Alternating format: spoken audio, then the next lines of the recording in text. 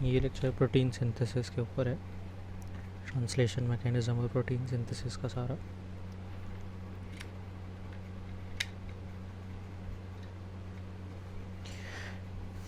तो स्टार्ट करने के लिए सबसे पहले हम एक क्वेश्चन पूछेंगे कि जैसे जब जेनेटिक कोड हम बताते हैं कि एक जेनेटिक कोड है जिससे कोई भी कोडॉन है वो GATC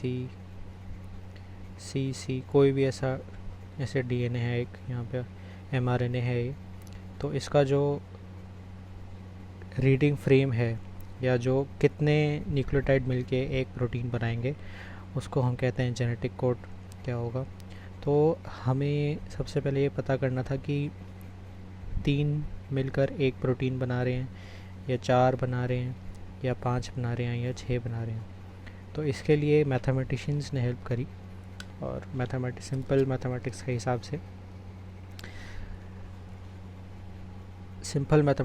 से उन्होंने बनाया। जैसे हमारे पास 20 स्टैंडर्ड अमीनो एसिड्स हैं, तो अगर एक न्यूक्लियोटाइड एक कोडॉन को हम एक न्यूक्लियोटाइड मानते हैं कि एक कोडॉन है, यानी कि सिर्फ एक एडेनिन से अगर एक प्रोटीन बन रहा था, एक अमीनो एसिड बन रहा था, तो उससे हमारे पास जो कोडॉन रहते वो ATGC AUGC 4 ही रहते, तो उससे सिर्फ 4 टोटल कोडॉन बन पाते, तो उससे 20 अमीनो एसिड नहीं बन पाते हमारे पास। फिर उन्होंने बताया कि अगर 2 न्यूक्लियोटाइड को एक कोडॉन माने हम तो 4 स्क्वायर हो जाएगा जो कोडॉन जितने हमारे पास अवेलेबल होंगे, और 16 कोडॉन्स अवेलेबल होंगे टोटल, तो हमारे पास 16 अमीनो एसिड्स बन सकते हैं। लेकिन हमारे पास अभी भी 20 अमीनो एसिड नहीं बन पाएंगे। 3 न्यूक्लियोटाइड अगर हम कंसिडर करते हैं कि एक अमीनो एसिड को कोड करता है, तो उसमें हमारे पास चार पोजीशंस है 3 पोजीशंस है 1 2 3। अब इसमें ATGC ऐसे करके 4⁻³ के हिसाब से 64 कोडॉन्स पॉसिबल हैं। अब इस 64 कोडॉन्स की वजह से हम 20 अमीनो एसिड को कोड आराम से कर सकते हैं। और अगर 4 न्यूक्लियोटाइड्स का एक कोडॉन हो जाए तो 256 कोडॉन हो जाएंगे, तो ये तो बहुत ज़्यादा हो जाएगा। इसलिए सिंपल मैथमेटिक्स के हिसाब से 3 न्यूक्लियोटाइड को हमने एक कोडॉन कंसिडर किया। अब जो 64 कोडॉन्स बनते हैं उसमें से जो सेंस कोडॉन है जो अमीनो एसिड कोड करते हैं वो हैं 61 टोटल, और जो स्टार्ट कोडॉन है जैसे AUG मोस्टली ये यूकैरियोट्स में है, GUG UUG, स्टॉप कोडॉन है UAA UAG UGA। इसके बाद कभी कभार ऐसा होता है जब स्टॉप कोडॉन जो है वो अगर रीडिंग फ्रेम में के बीच में प्रेजेंट हो तो फिर वो स्टॉप कोडॉन नहीं, वो फिर एक अमीनो एसिड कोड करते हैं। तो जिसमें अगर UGA अगर बीच में आए रीडिंग फ्रेम के तो वो सेलिनोसिस्टीन को जो है कोड करेगा, और अगर UAG आ जाए बीच में तो वो पायरोलाइसिन को जो कोड करेगा।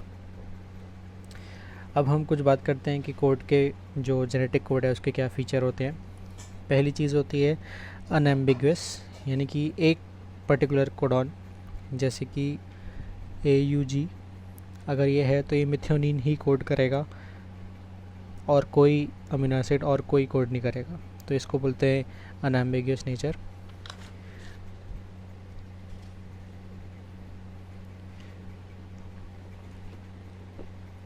दूसरा होता है डीजेनरेसी, यानी कि एक अमीनो एसिड को मोर देन 1 कोडॉन जो है कोड कर सकते हैं। एक कोडॉन एक ही अमीनो एसिड को कोड करेगा, लेकिन more than 1 codon single amino acid को कोड कर सकते हैं। जैसे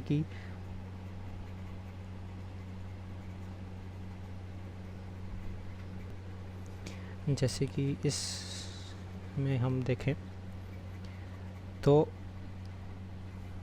ल्यूसिन को कोड करने वाले 2 हैं, इधर भी देख सकते हो आप।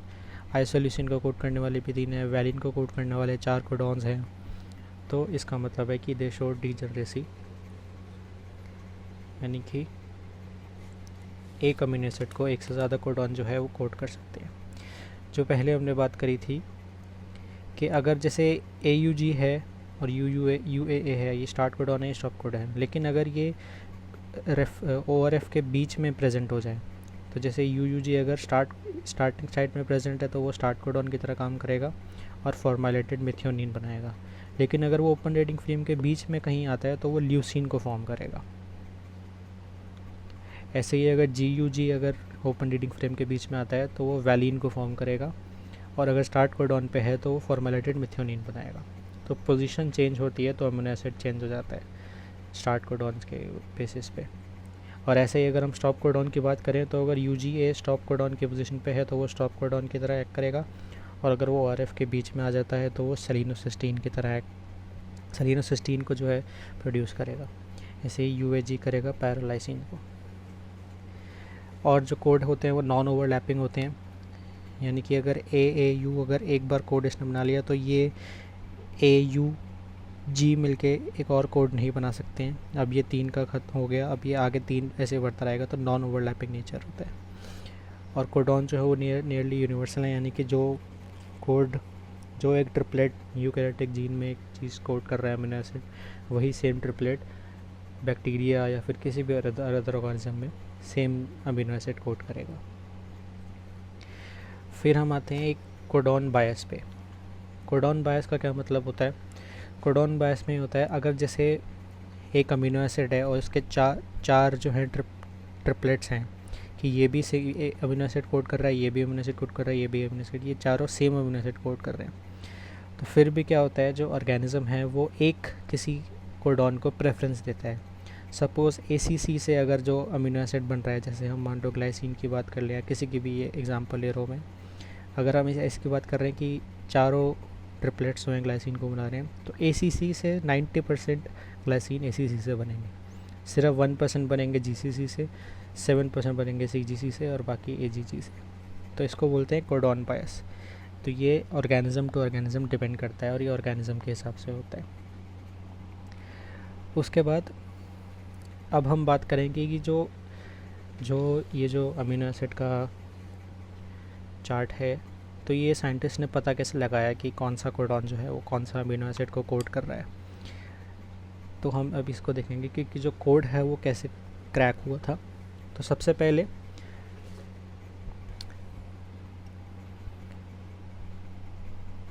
ये दो साइंटिस्ट थे, मार्शल नीरेनबर्ग एंड हाइनरिच।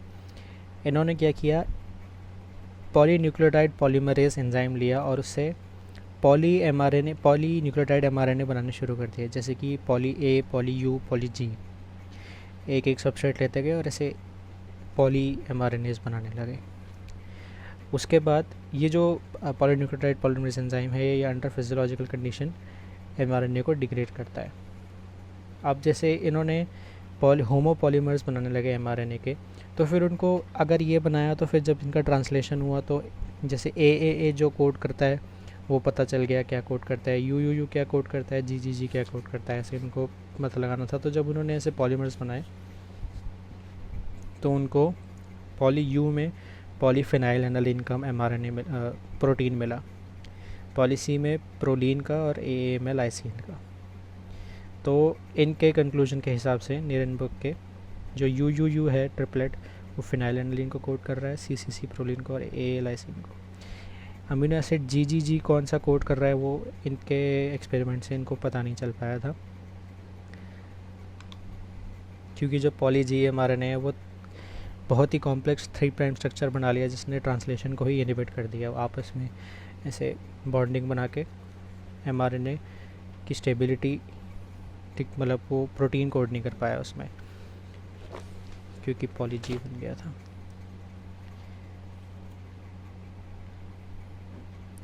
अब एक क्वेश्चन आता है कि अगर पॉली mRNA हमने बनाया तो ना तो इसमें स्टार्ट कोडॉन है ना स्टॉप कोडॉन है, तो हम कैसे इस mRNA को हमने ट्रांसलेट करा।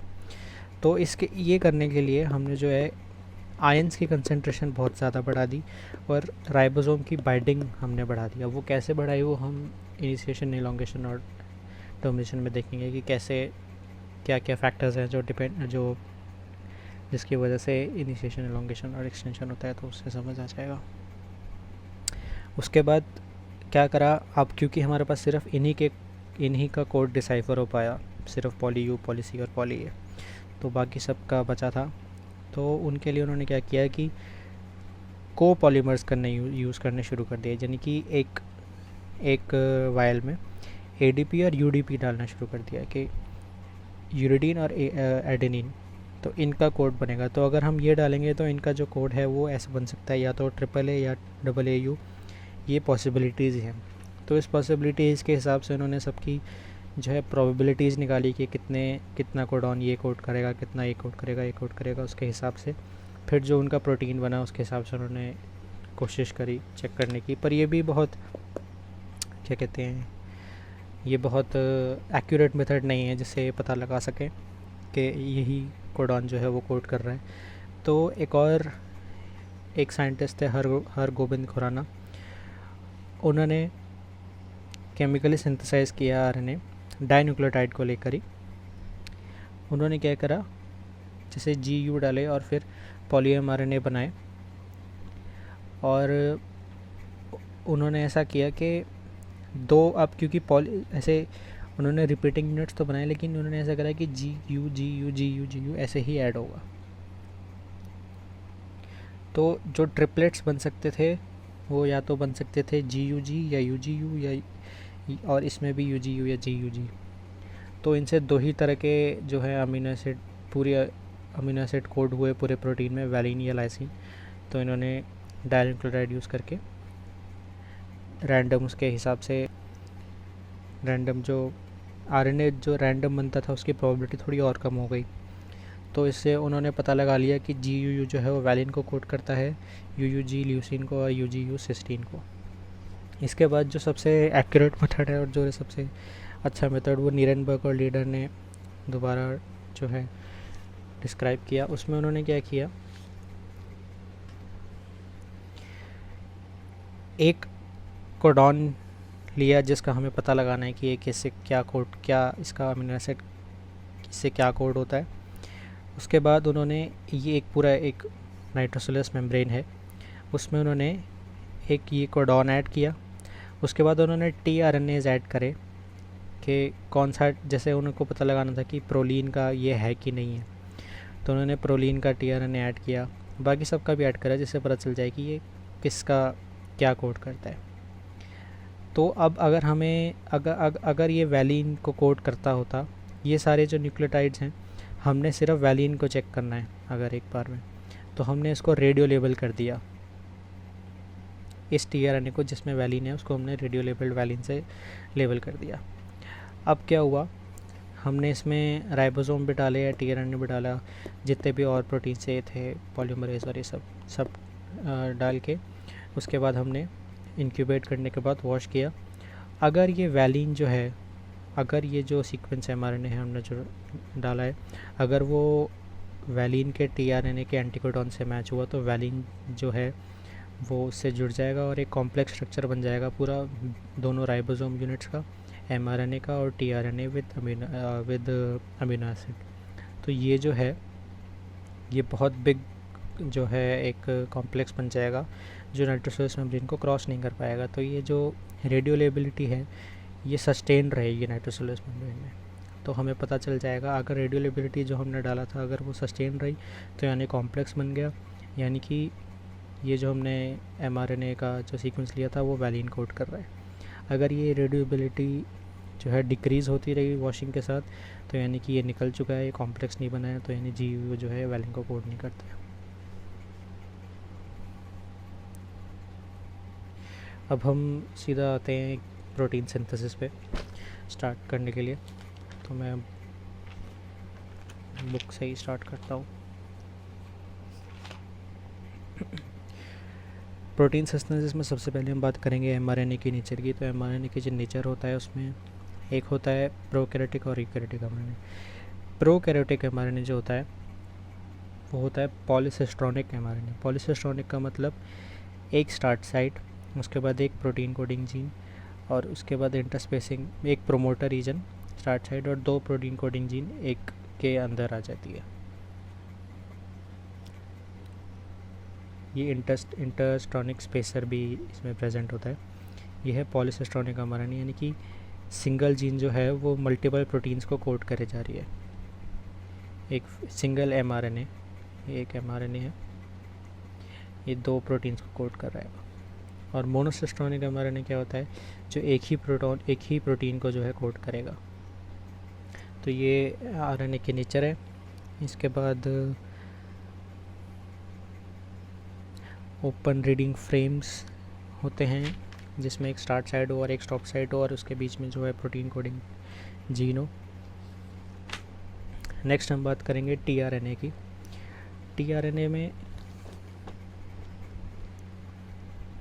tRNA का जो स्ट्रक्चर है वो ऐसा दिखता है। ये प्रोसेस्ड है tRNA आफ्टर ट्रांसक्रिप्शन, जो है ये mRNA की प्रोसेसिंग होती है, उसके बाद ऐसा tRNA बनता है। ये ACC जो है एक्सेप्टर आर्म में, ये पोस्ट ट्रांसक्रिप्शनली ऐड होता है एंजाइम के थ्रू, ये पहले नहीं होता है। इसको जो है tRNA nucleotide transferase enzyme add करता है पोस्ट ट्रांसक्रिप्शनली, ये जीन में इनकोडेड नहीं होता है। एक होती है हमारे पास डी लूप, जिसमें डाईहाइड्रो यूरिडीन प्रेजेंट है, डाईहाइड्रो यूरिडीन। एक है हमारे पास T5C यानी कि सूडो यूरिडीन, यहाँ पे सूडो यूरिडीन प्रेजेंट है। सूडो यूरिडीन का मतलब होता है जैसे शुगर है, उसमें एक जब बेस लगा हुआ है तो जनरली 1 2 3 4 5 6 जब न्यूक्लियोटाइड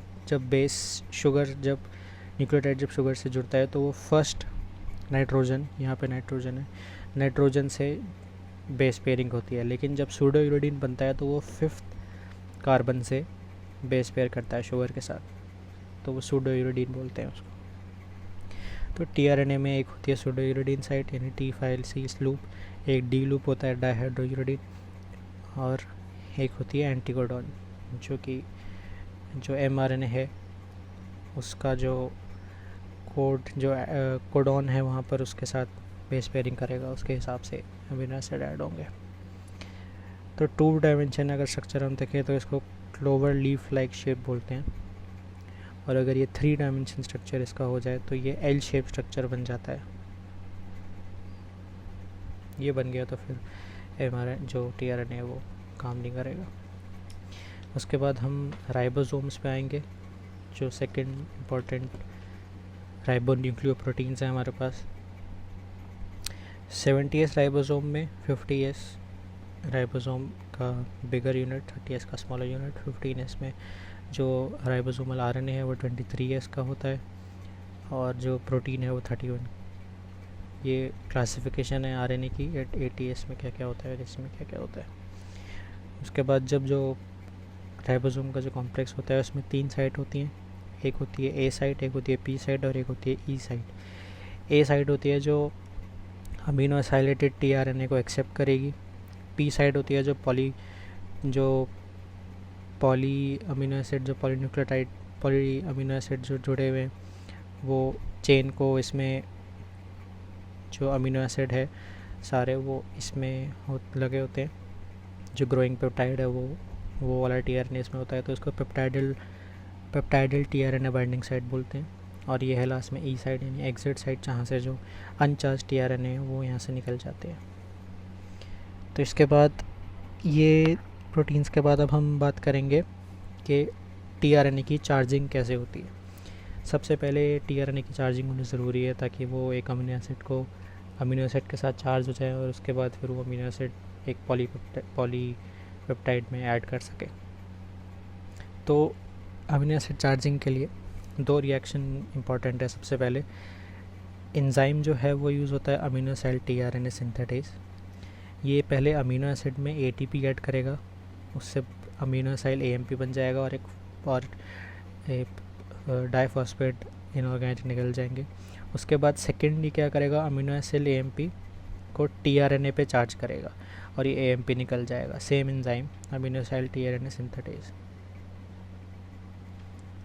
तो tRNA, अब हम इसको बोलेंगे कि ये चार्ज tRNA है, या अमीनो एसिड कैरिंग tRNA है, या अमीनो एसिड tRNA है। तो इसमें जो है अमीनो एसिड tRNA सिंथेटेज जो हैं वो 2 क्लास के होते हैं, क्लास 1 क्लास 2। ये जो हमारा tRNA है इसका जो ACC जो एक्सेप्टर आर्म है उसमें जो ऊपर एडेनिन है उसमें अमीनो एसिड जुड़ रहा है। जो क्लास 1 का जो सिंथेटेज एंजाइम है वो 2 प्राइम पोजीशन पे, क्लास 1 का 2 प्राइम पोजीशन पे अमीनो एसिड को ऐड कराएगा, और क्लास 2 का जो सिंथेटेज एंजाइम है वो 3rd पोजीशन पे अमीनो एसिड को चार्ज कराएगा। इसके बाद अब हमारे पास जब tRNA हमारे पास चार्ज हो चुका है, यानी एक अमीनो एसिड उससे जुड़ चुका है, तो अब हम बात करेंगे कि इनिशिएशन कैसे होती है। तो इनिशिएशन के लिए जो mRNA है उसमें एक ये प्रोकैरियोट्स का mRNA है, इसमें एक रीजन होता है शाइनर-डेलगार्नो सीक्वेंस। ये बहुत इंपॉर्टेंट है क्योंकि इस रीजन से जो 16S जो स्मॉलर यूनिट है राइबोसोम का, उसमें जो RNA है 16S RNA, वो इससे बेस पेयरिंग करता है। वो इसको रिकॉग्नाइज करके बेस पेयर करेगा और उसके बाद फिर वो स्मॉलर यूनिट यहाँ आके बैठ जाएगा। इनिशिएशन कोडॉन जो फर्स्ट कोडॉन है AUG फॉर्मेटेड मेथियोनिन को कोड करेगा, उसके पहले शाइनर-डेलगार्नो सीक्वेंस, वहाँ पर 16S RNA जो कि 30S राइबोसोमल सब यूनिट में वो बाइंडिंग शो करेगा। तो ये मैं इसे दिखाता हूँ।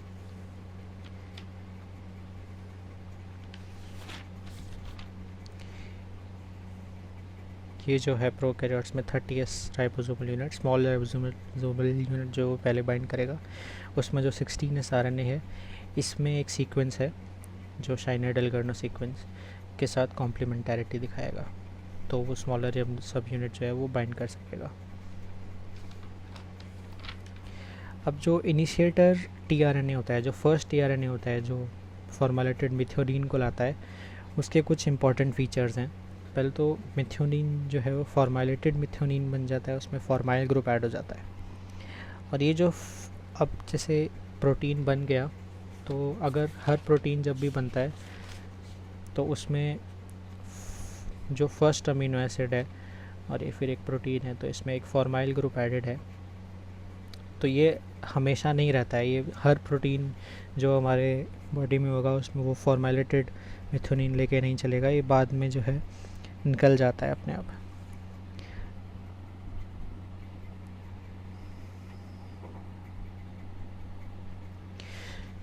जो AUG है, जो स्टार्ट साइट है कोडॉन है, अगर ये स्टार्ट साइट पे प्रेजेंट है तो ये F-MET फॉर्मेटेड मेथियोनिन को कोड करेगा। अगर ये कहीं बीच में प्रेजेंट है ओपन रीडिंग फ्रेम के, तो ये सिर्फ मेथियोनिन को ही कोड करेगा। और सपोजिवली अगर GUG स्टार्ट कोडॉन है, GUG स्टार्ट कोडॉन के पोजीशन में प्रेजेंट है, तो ये भी फॉर्मेटेड मेथियोनिन को ही कोड करेगा। और अगर GUG कहीं बीच में आ जाता है